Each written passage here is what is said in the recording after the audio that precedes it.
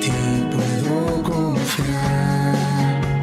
Bendito Jesús, hoy puedo escuchar tu voz de sanidad, restaurando mi ser.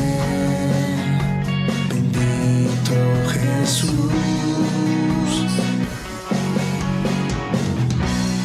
Mi deseo eres tú, mi momento de amor, la alegría de vivir. Bendito Jesús, eres mi fuente de amor, eres aire y eres sol, y el latir del corazón. Bendito Jesús, bendito amor de mi Señor.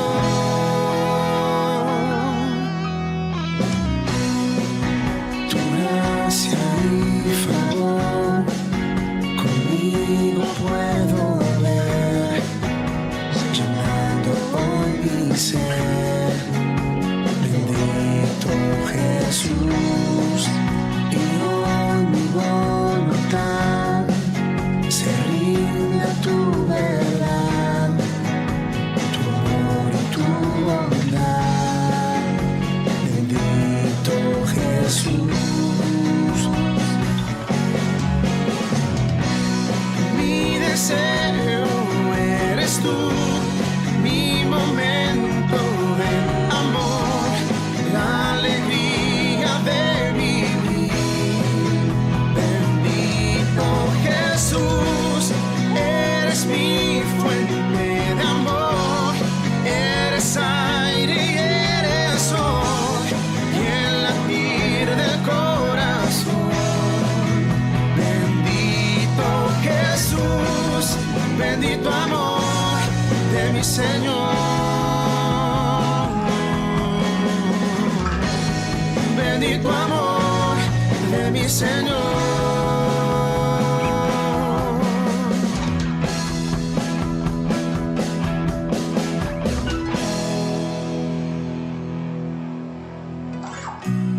Mi deseo eres tú, mi momento de amor, la alegría de vivir.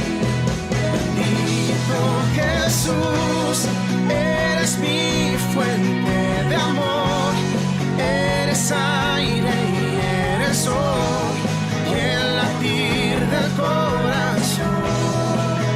Bendito Jesús, bendito amor de mi Señor.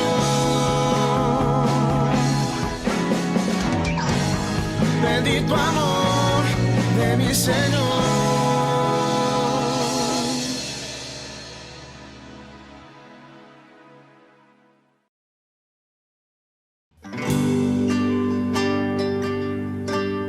Cantaremos de su amor, cantaremos de su misericordia, porque sus misericordias son nuevas cada mañana en nuestras vidas. ¿Cómo no cantar de ese amor eterno? ¿Cómo no cantar para que todo el mundo sepa que Él es bueno, que Él es grande? Cantaré de tu amor, de tu misericordia, Señor, de tu misericordia. Al mundo contaré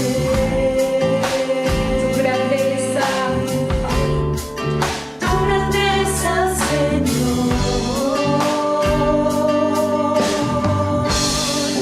Cantaré tu amor.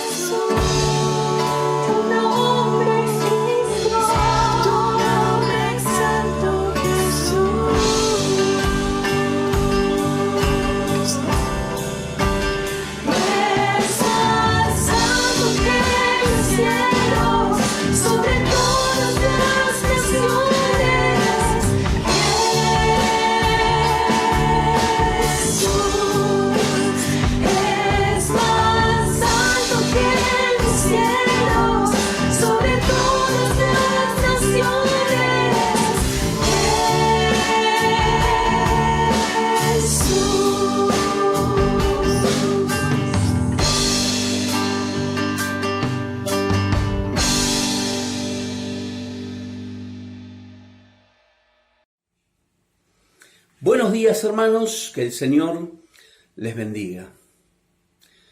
Muchísimos años atrás conocí a una persona en Buenos Aires que por primera vez pisaba la capital. Venía de un pueblo del interior de nuestro país de no más de 300 habitantes. Y fui a buscarlo a la terminal de trenes para llevarlo al lugar donde habría de hospedarse.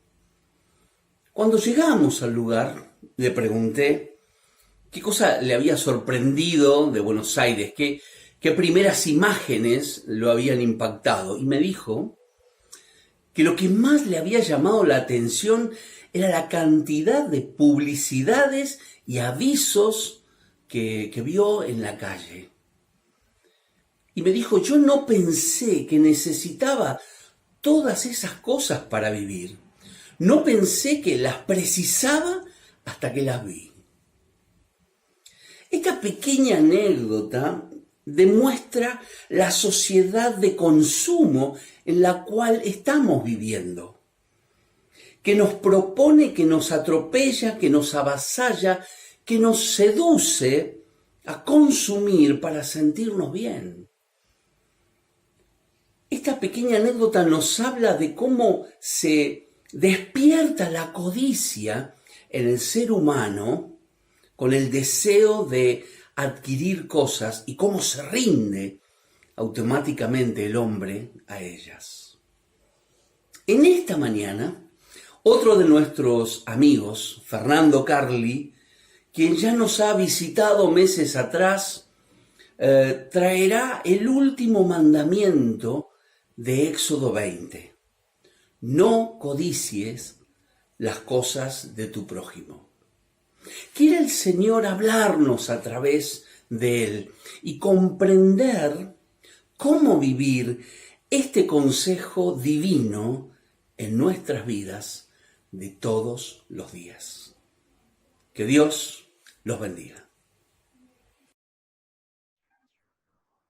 Muy buenos días, es un honor estar con ustedes y agradezco al pastor y amigo Adrián por permitirme esta oportunidad, para que reflexionemos juntos sobre el último mandamiento del Decálogo, no codiciarás.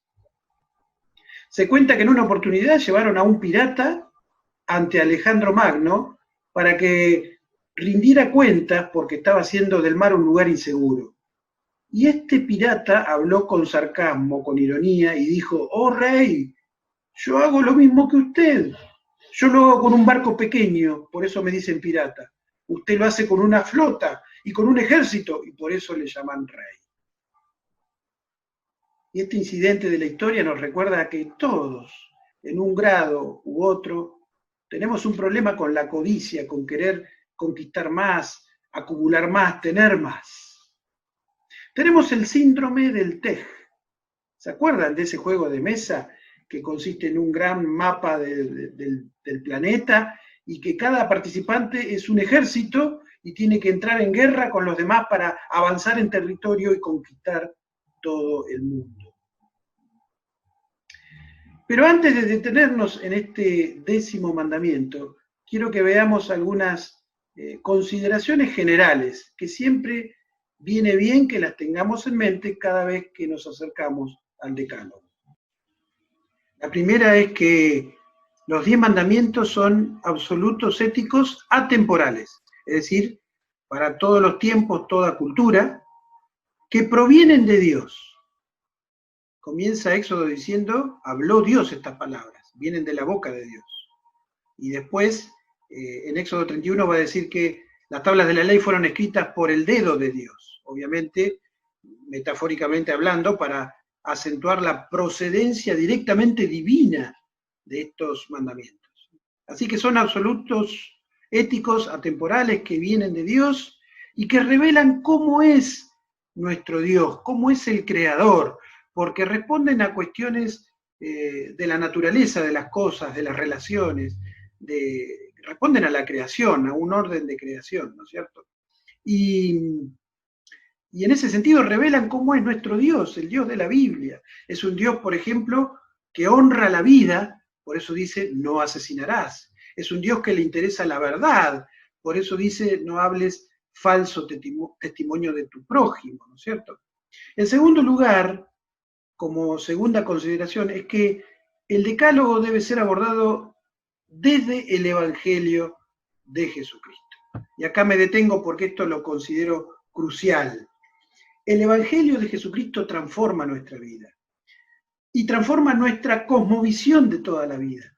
Y nos paramos en el Evangelio cuando lo abrazamos en fe, y a partir de ahí vemos todas las cosas. Leemos la vida, leemos las Escrituras de tapa a tapa, centrados en el Evangelio de Jesús. ¿Qué es el Evangelio de Jesús? Bueno, podemos resumirlo así, es que Jesucristo, el Hijo de Dios, Dios hecho carne, vino a la tierra para cumplir perfectamente con las demandas de Dios. Una vida de perfecta obediencia en tu lugar y en mi lugar.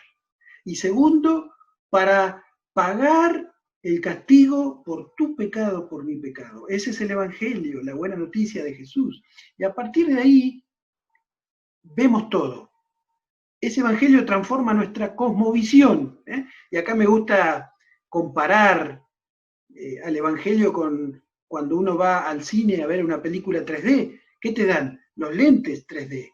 Sin esos lentes, las imágenes se ven raras, te duele la cabeza, porque la película está hecha para mirar a través de esos lentes. Bueno, el Evangelio de Jesús es como unos lentes que nos ponemos y a partir de ahí vemos cómo es realmente la vida. Entonces, en ese sentido, los mandamientos de Dios nos llevan al Evangelio, nos llevan a Cristo, porque no los cumplimos. Porque como dice Romanos 3:20, dice, nadie va a ser justificado delante de Dios por cumplir la ley. Nadie puede decir, yo llego a Dios porque soy bueno, cumplo los mandamientos. Nadie. Entonces, al contrario, dice que la ley sirve para darnos cuenta que somos pecadores.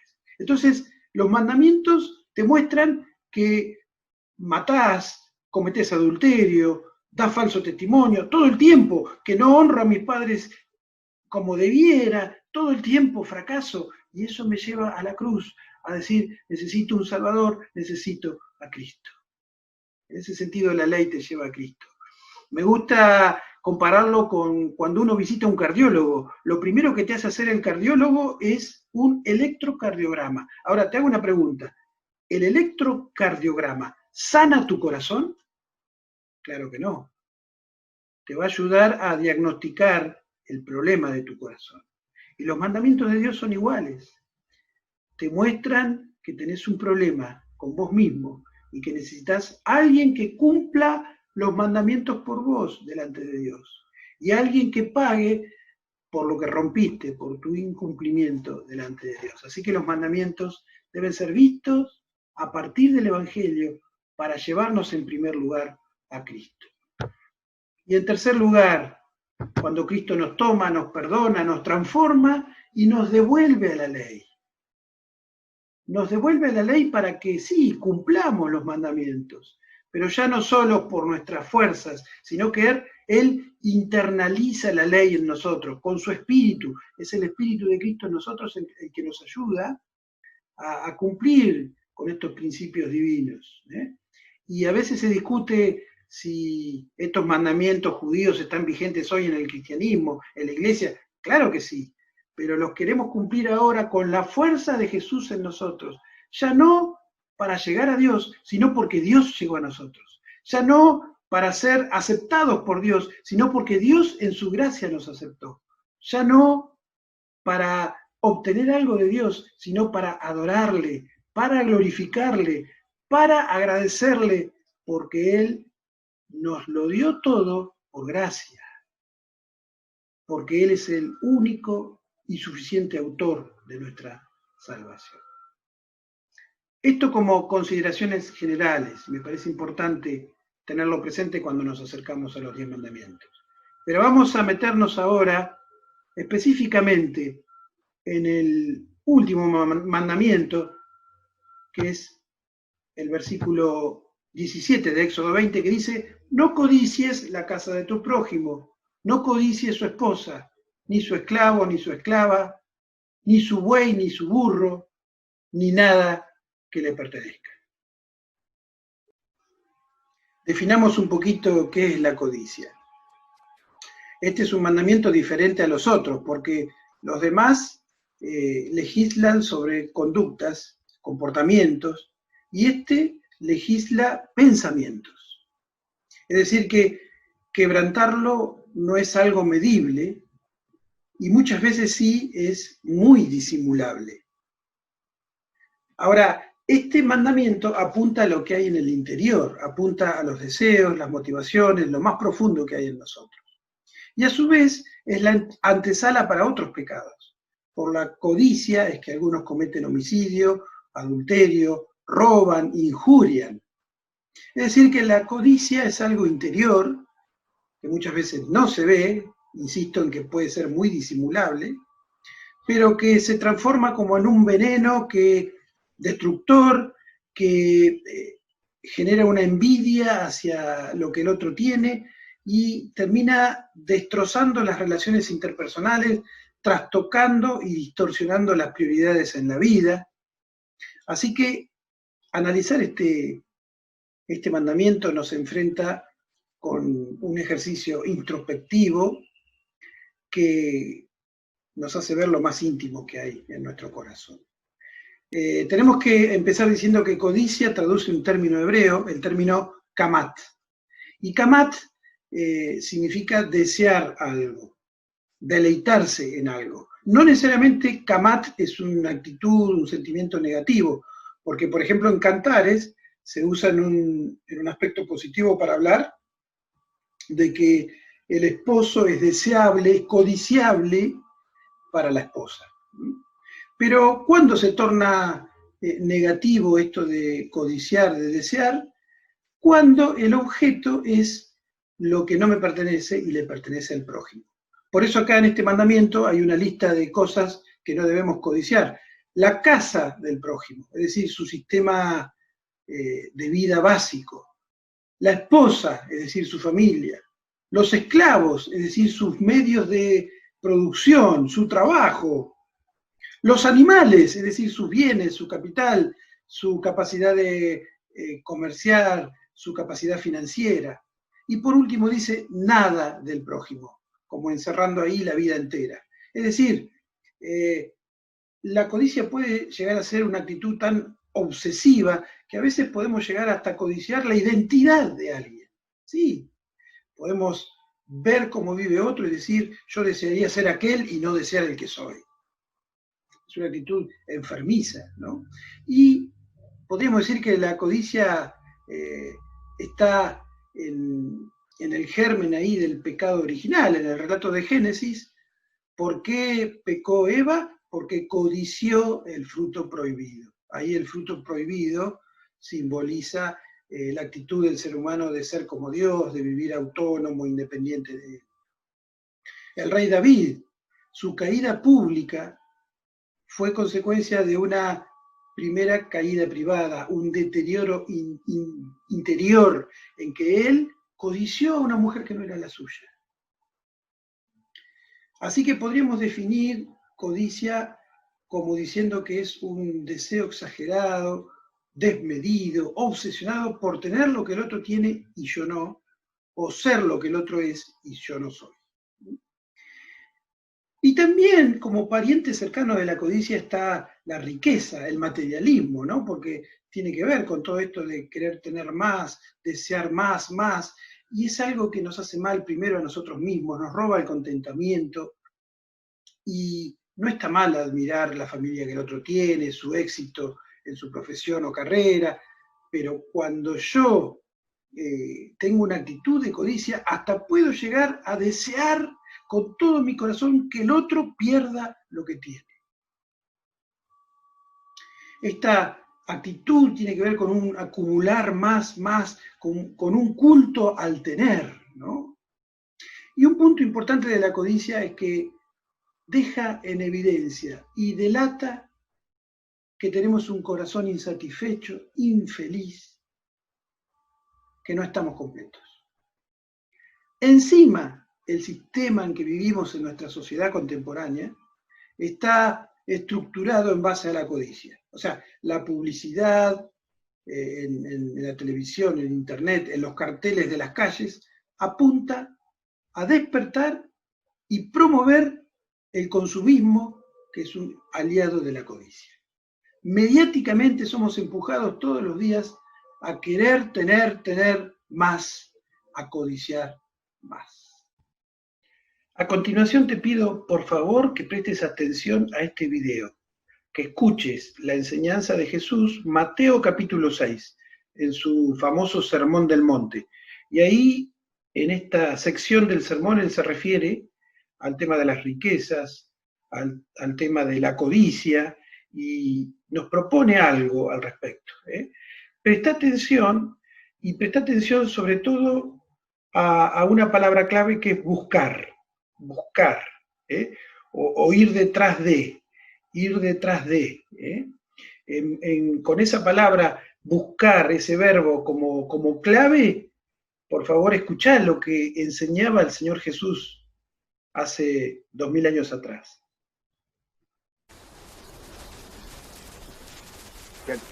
Nadie puede servir a dos señores, pues menospreciará a uno y amará al otro, o querrá mucho a uno y despreciará al otro.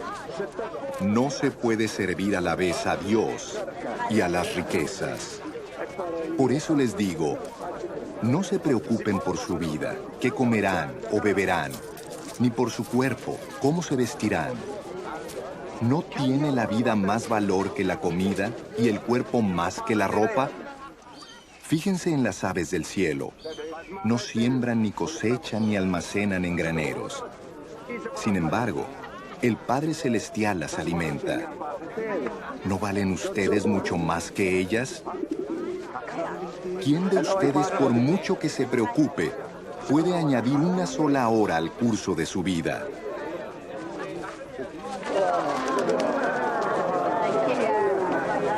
¿Y por qué se preocupan por la ropa?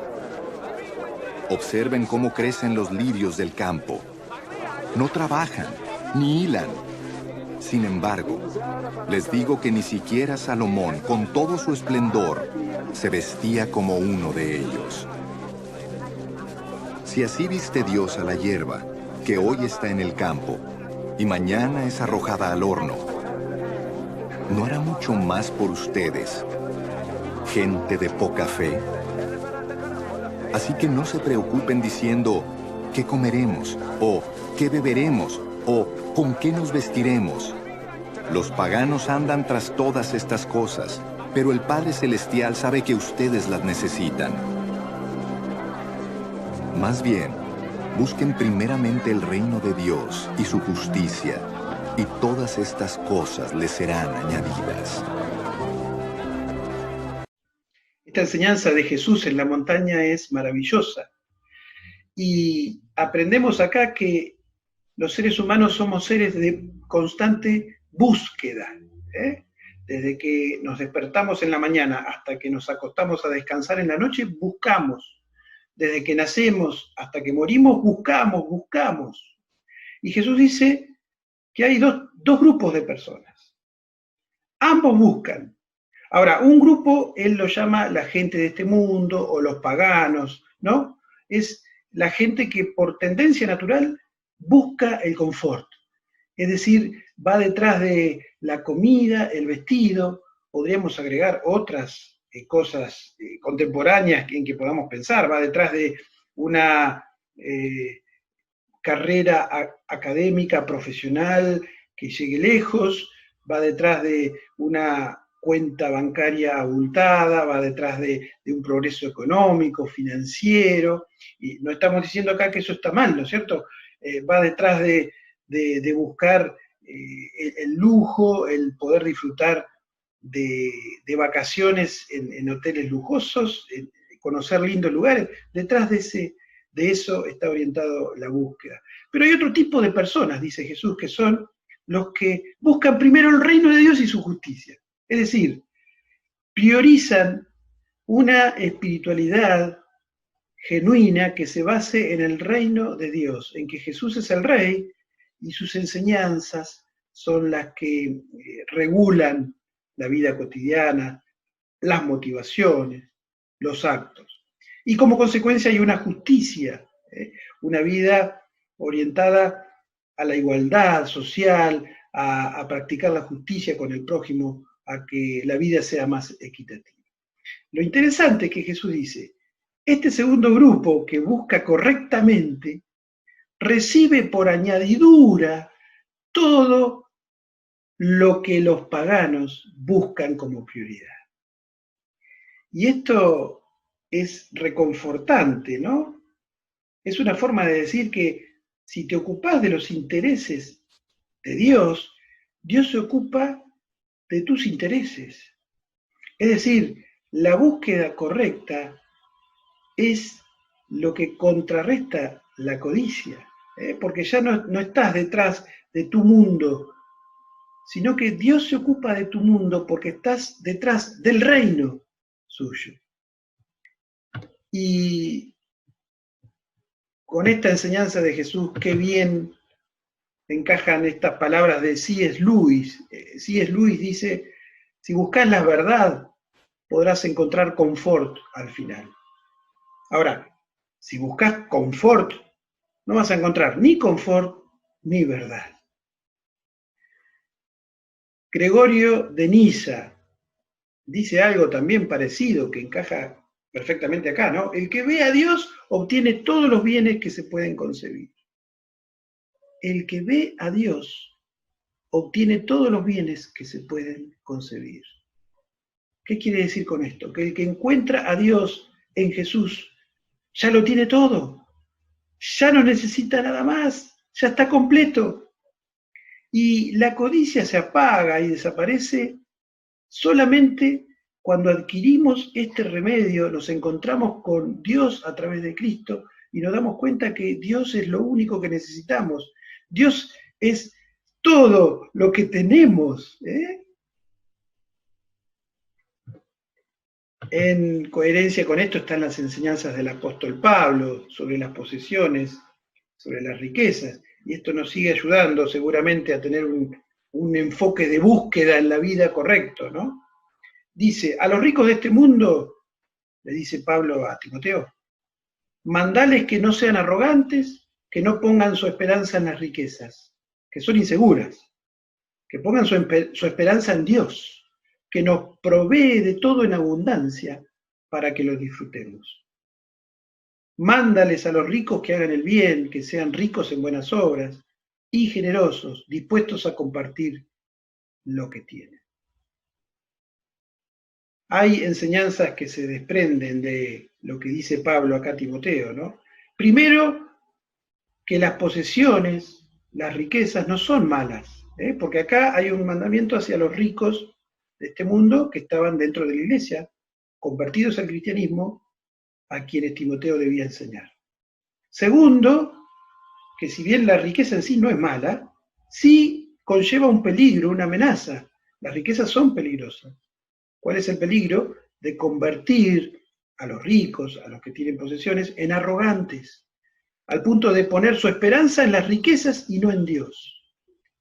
La seguridad en las riquezas y no en Dios. Es decir, las riquezas son peligrosas en el sentido de que las posesiones pueden convertirse en ídolos que quitan el lugar que solo a Dios corresponde. Y en este sentido es que la Biblia en otros lugares habla de la avaricia, ¿no? El amor por las posesiones, por los bienes, que la avaricia es idolatría, dice, ¿no es cierto? Tercera enseñanza es que Dios nos da regalos, las riquezas y las posesiones son regalos de Dios. Dice, nos provee de todo en abundancia para que lo disfrutemos. Es decir, si alguien progresa económicamente al punto de tener una muy buena posición económica, está bien, está perfecto, eso no es malo, como tampoco dijimos que las riquezas son malas, porque esto es un regalo de Dios. O sea, siempre y cuando consideremos esto como un regalo, una gracia de Dios, que nos provee todo en abundancia. ¿Para qué? Para que lo disfrutemos. Y una última enseñanza es que las riquezas también son una oportunidad para bendecir a otros, para ser generosos con otros, para compartir con los que no tienen menos que yo, ¿sí? Para aportar para el reino. Presta atención, por favor, al próximo video. Es Marcos 10. Jesús se encuentra ahí con un joven codicioso. Y vamos a aprender de este encuentro de Jesús con este joven, definitivamente cuál es el remedio para la codicia.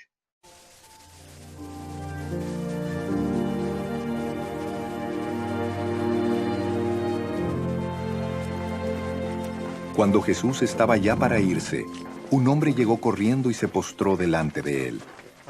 Maestro bueno, le preguntó, ¿qué debo hacer para heredar la vida eterna? ¿Por qué me llamas bueno?, respondió Jesús. Nadie es bueno sino solo Dios. Ya sabes los mandamientos: no mates, no cometas adulterio, no robes, no presentes falso testimonio, no defraudes, honra a tu padre y a tu madre.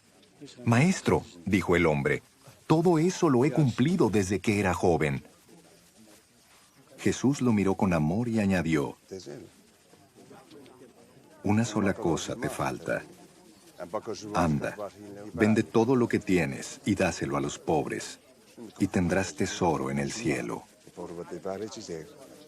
Luego ven y sígueme.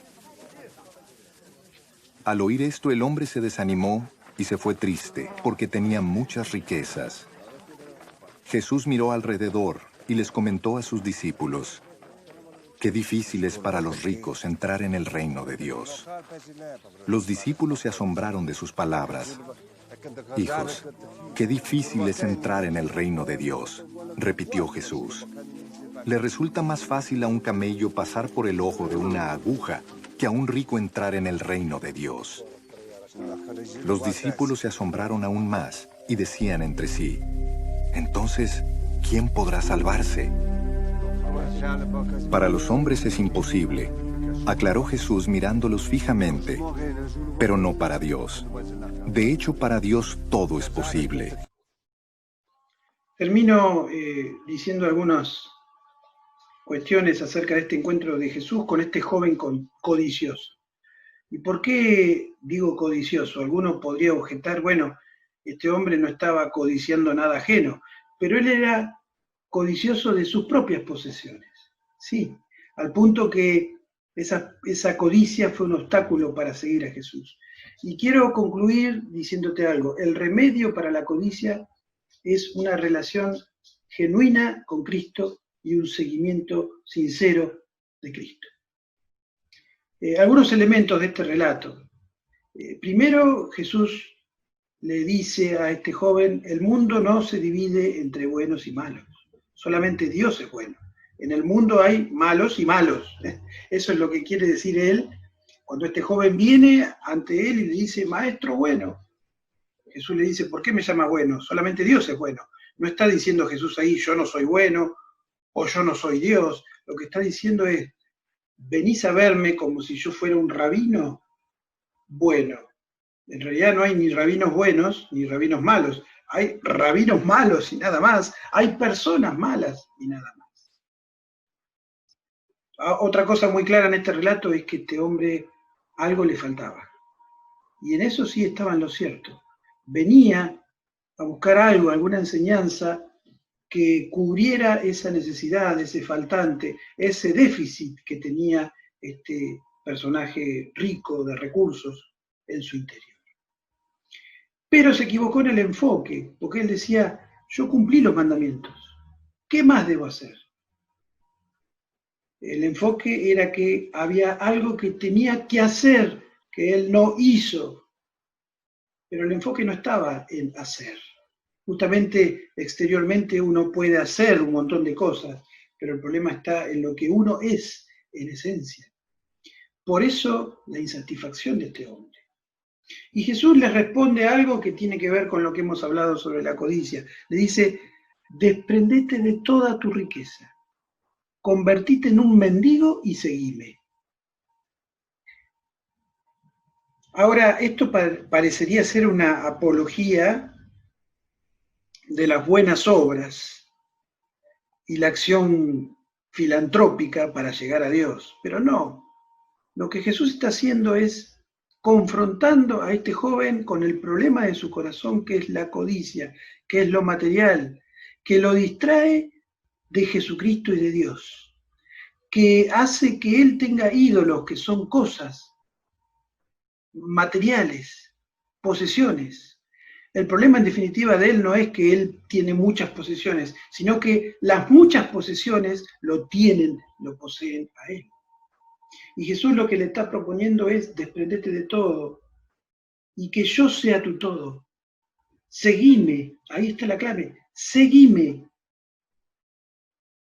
Es decir, no se trata de hacer o de cumplir normas externas, sino se trata de seguirme a mí y así tener plenitud de vida, más allá de lo material, que evidentemente a vos no te falta.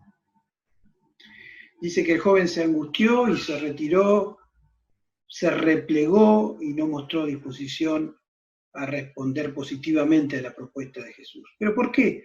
Porque él estaba poseído por la codicia por sus propias pertenencias.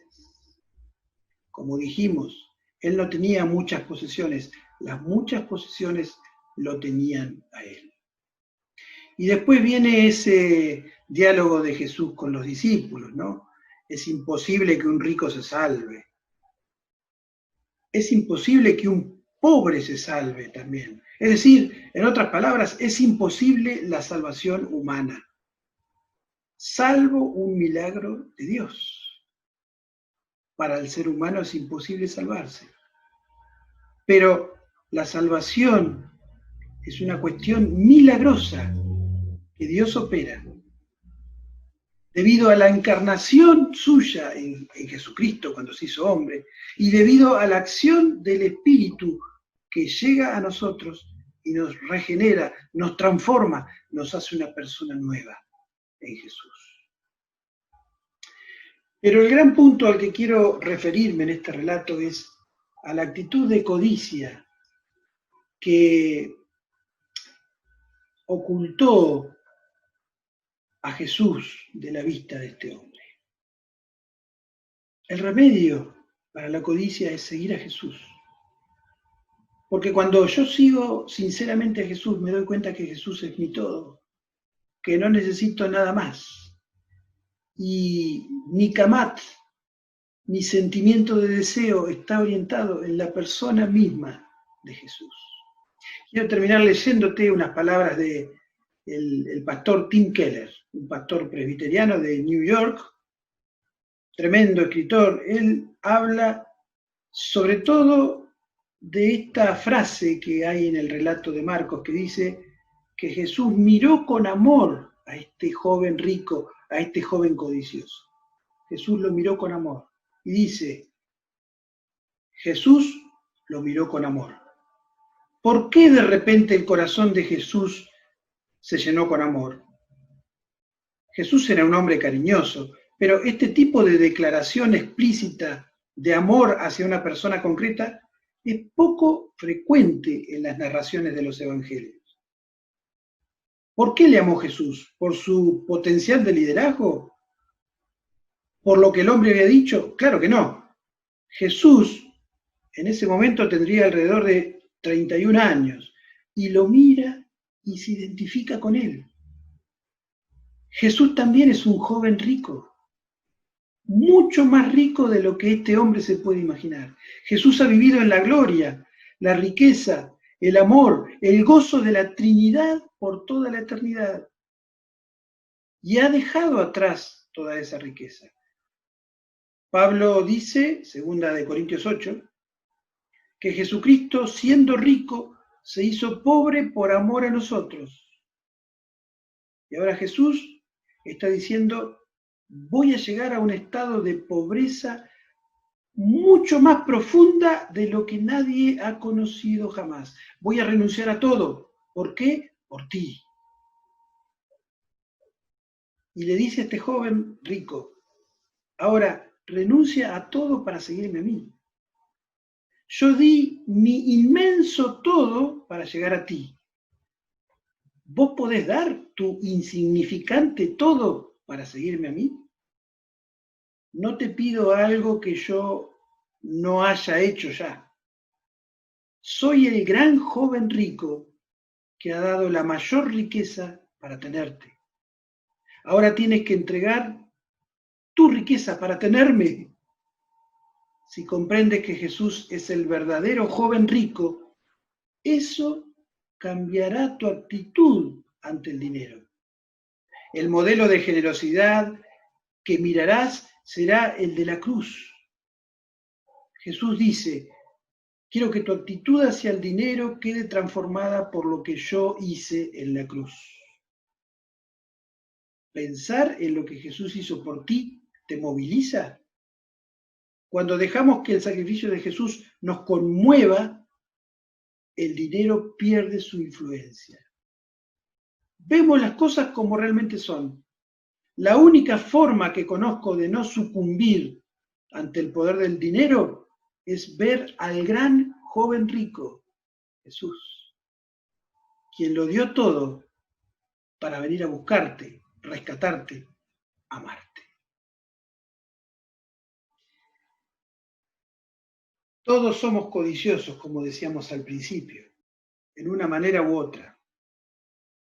Podemos contrarrestar esta codicia con una actitud de contentamiento, agradecimiento a Dios, gratitud, adoración, de ser generosos con otros, pero sobre todo, la mayor manera de combatir la codicia es alimentar este sentido de admiración a Jesús, de ver a Él, el que se desprendió de todo por nosotros,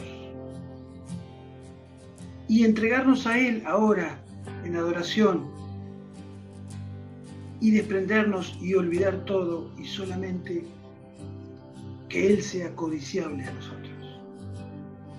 Solamente Él sea admirable y estimable a nosotros. Esto nos tiene que hacer un clic. Esto tiene que transformar toda nuestra existencia. Esto tiene que minimizar mucho el tema de la codicia en nuestra vida cotidiana. Oramos. Padre, gracias por estos mandamientos que nos muestran cómo eres. Señor, que nos muestran también cómo somos y nos muestran nuestra falta, nuestro fracaso. Pero gracias porque Jesús vino para cumplir el decálogo en nuestro lugar y para pagar la deuda que generamos al no cumplirlo. Y gracias, Señor, por este tema de la codicia. Señor, resolvelo en nuestra vida, haciendo crecer nuestra admiración hacia ese acto tuyo de amor, de que teniendo tanto, todo lo dejaste para venir a nosotros. Señor, perdona nuestros pecados y trabaja, Señor, en nuestra vida a través de tu Espíritu. Oramos a ti en el nombre del Padre, del Hijo, del Espíritu Santo. Amén.